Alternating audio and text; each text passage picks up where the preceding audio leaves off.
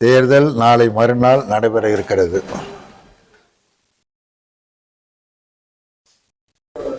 இப்படியான ஒரு சூழலில் தேர்தல் ஆணையம் ஒரு நடுநிலையோடு நடந்து கொள்வதற்கு மாறாக ஒரு சார்பு நிலை எடுத்து செயல்படுவதை தொடர்ச்சியாக மேற்கொண்டு வருவது ஜனநாயகத்திற்கு ஏற்பட்டு வருகிற நெருக்கடி மேலும் மேலும் அதிகரிக்கிறது.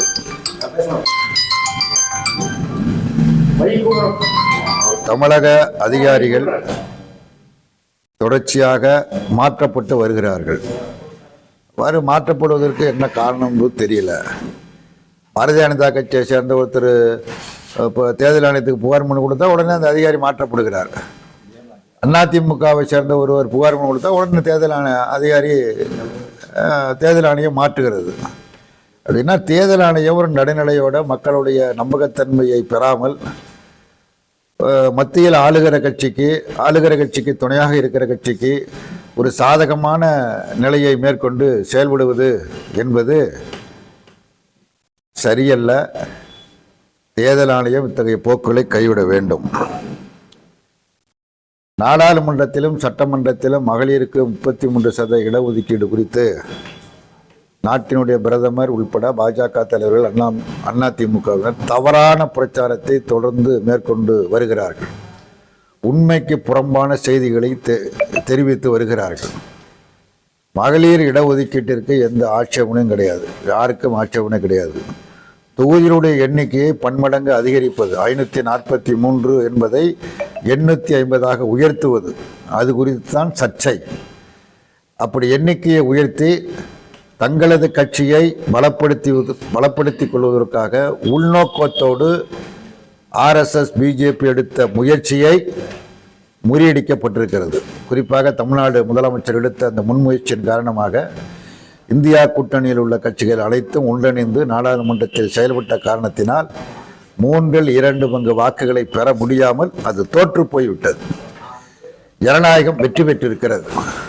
இந்த உண்மையை மறைத்து பெண்களுக்கு இடஒதுக்கீடு அளிக்க நாங்கள் முன் வந்தோம், அதை காங்கிரசும் திமுகவும் கம்யூனிஸ்ட் கட்சிகளும் தடுத்து விட்டார்கள் என்று அவதூறு பிரச்சாரம் செய்து அதன் மூலம் வெற்றி பெற்று விடலாம் என்று பாஜகவும் அதிமுகவும் கருதுகிறது.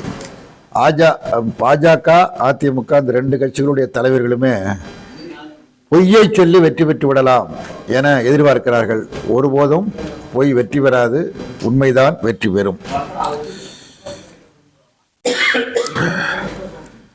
தொடர்ச்சியாக ஒன்றிய அரசு தமிழ்நாட்டிற்கு எதிராக செயல்படுகிறது, தமிழ்நாட்டிற்கு துரோகம் விளைவித்து வருகிறது, தமிழ்நாட்டிற்கு வஞ்சகம் விளைவித்து வருகிறது என்பது எல்லோருக்கும் தெரிந்த உண்மை. தமிழ்நாட்டினுடைய நலனுக்கு எதிராக ஒன்றிய அரசாங்கம் செயல்படுவதை எடப்பாடி பழனிசாமியால் தட்டி கேட்க கூட முடியவில்லை. தவறு என்று சொல்லக்கூட முடியாத ஒரு திராணியற்ற தலைவராக அவர் இருக்கிறார். அப்படிப்பட்ட ஒரு தலைவர் தமிழ்நாட்டுக்கு முதலமைச்சராக எந்த பயனும் ஏற்பட போவதில்லை. ஆகவே தமிழ்நாட்டிற்கு இழைக்கப்படுகிற துரோகங்கள், அநீதிகள், வஞ்சகங்கள் அனைத்தையும் எதிர்த்து தமிழகத்தில் இருக்கிற ஆட்சி, திராவிட முன்னேற்ற கழக ஆட்சி தொடர்ந்து போராடி கொண்டு இருக்கிறது. அந்த போராட்டம் தான் தமிழ்நாட்டில் கம்யூனிஸ்ட் கட்சி, காங்கிரஸ் கட்சி, விடுதலை சிறுத்தைகள், மதிமுக உள்ளிட்ட பல்வேறு கட்சிகளை ஒருங்கிணைப்பது என்பது ஒரு கொள்கை பூர்வமான கூட்டணியாகும். ஆகவே இந்த கொள்கை பூர்வமான கூட்டணியை யாராலும் தடுத்து நிறுத்திவிட முடியாது, தகர்த்து விட முடியாது. இதன் காரணமாக பிஜேபி தோற்பது மட்டுமல்ல, துரோகம் அளிக்கிற பிஜேபி தோற்பது மட்டுமல்ல, பிஜேபியோடு சேர்ந்து துணை நிற்கிற, துரோகத்திற்கு துணை போயிருக்கிற எடப்பாடி பழனிசாமியும் அவரது கட்சியும் மிக கடுமையாக இந்த தேர்தலில் தோற்கும், தமிழ்நாட்டு மக்கள் தோற்கடிப்பார்கள் என்பதில் எந்த ஐயப்பாடும் கிடையாது.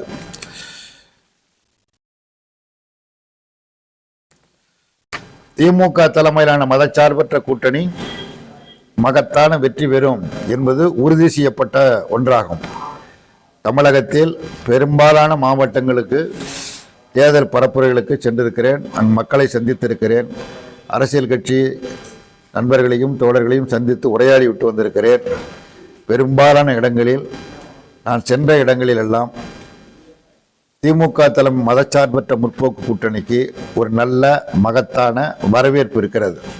ஏனென்றால் கூட்டணி பலமான கூட்டணி என்பது மட்டுமல்லாமல் திராவிட முன்னேற்ற கழக அரசு கடந்த 5 ஆண்டு காலத்தில் மக்களுக்கு கொடுத்த வாக்குறுதிகள் பலவற்றையும் நிறைவேற்றியிருக்கிறார்கள். சமூக நல திட்டங்கள் வெற்றிகரமாக நிறைவேற்றப்பட்டிருக்கின்றன. மகளிர் உரிமை தொகை வழங்குவது, குழந்தைகளுக்கு காலை உணவு திட்டம், கல்லூரி மாணவிகளுக்கு உதவித்தொகை என்று சமூக நல திட்டங்கள் கொடுத்த வாக்குறுதி அடிப்படையில் வெற்றிகரமாக நிறைவேற்றப்பட்டு இருப்பதும், அதனுடைய தொடர்ச்சியாக மேலும் மகளிர் உதவித்தொகை 2000 உயர்த்துவோம், கல்லூரி மாணவிகளுக்கான 1000 என்பது 1500 அதிகரிப்போம், குழந்தைகள் காலை உணவு திட்டத்தை 8ஆம் வகுப்பு மேலும் அதை பலப்படுத்துவோம் என்று செய்யப்போவதையும் சொல்லியிருக்கிற காரணத்தினால் இந்த கூட்டணிக்கு தமிழ்நாட்டு வாக்காளர் பெருமக்கள் மத்தியில் மிகப்பெரிய ஆதரவு அலை வீசுகிறது. இந்த ஆதரவு அலையை தடுத்து நிறுத்த முடியாது. ஆகவே இந்த தேர்தலில் மதச்சார்பற்ற முற்போக்கு கூட்டணி மகத்தான வெற்றி பெறும். திமுக தனித்த பெரும்பான்மையோடு மீண்டும் ஆட்சி அமைக்கும். முதலமைச்சர் மு.க.ஸ்டாலின் மீண்டும் முதல்வர் ஆவார் என்பது என்கிற கருத்தில் 2 கருத்துக்கு இங்கே இடமில்லை என்பதை தெரிவித்து, அதே மாதிரி திருவாரூர் மாவட்டத்தில் உள்ள திருத்துறைப்பூண்டி, திருவாரூர், மன்னார்குடி, நன்னிலம் ஆகிய 4 தொகுதிகள் இருக்கின்றன. இந்த 4 தொகுதிகளில் சென்ற தேர்தலில் 3இல் வென்றோம். இந்த முறை 4 தொகுதிகளிலும் எங்களுடைய அணி மகத்தான வெற்றி பெறும்.